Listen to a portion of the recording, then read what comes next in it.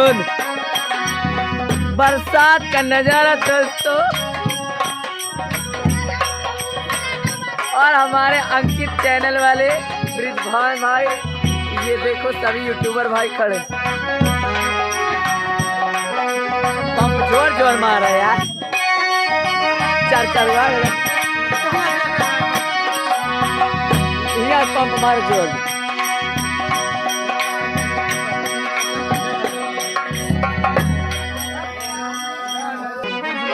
हाँ मास्टर, वार मास्टर बना दे कोई लहरा।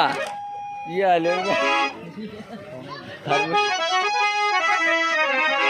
वाह, तेरे नाम का दीवाना। यार हट पर खाई उनसे छोड़ो, बाजार काटा तू कब है।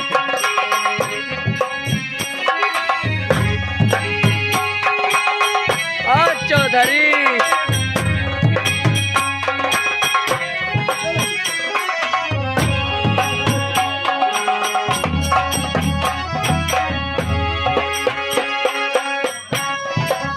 वार मास्टर,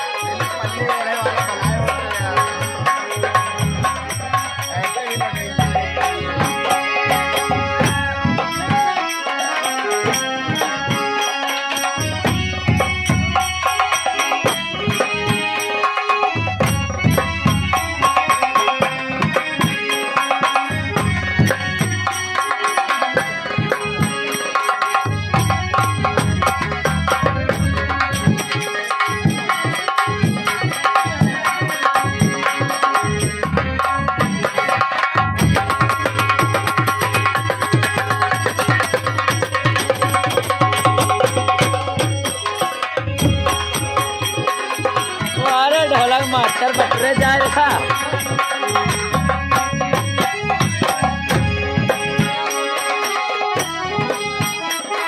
दूसरा गाना मास्टर, दूसरा।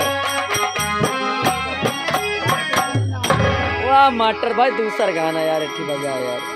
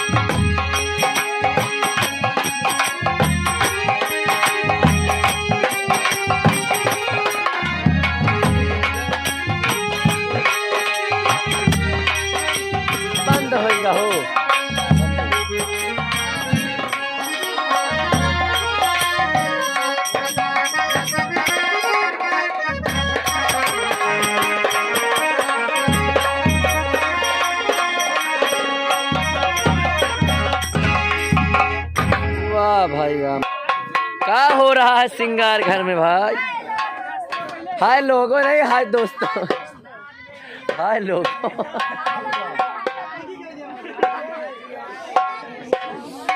बच्ची कहाँ से आवत हो?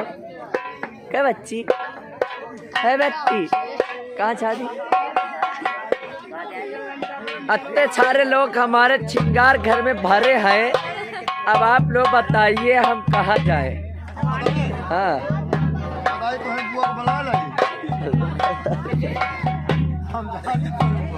अच्छा वही तो नहीं हमारी बुआ हरी होगा मिली नहीं हमसे भाई। वाला चीज में पहुंचे ले, पानी में भरा है।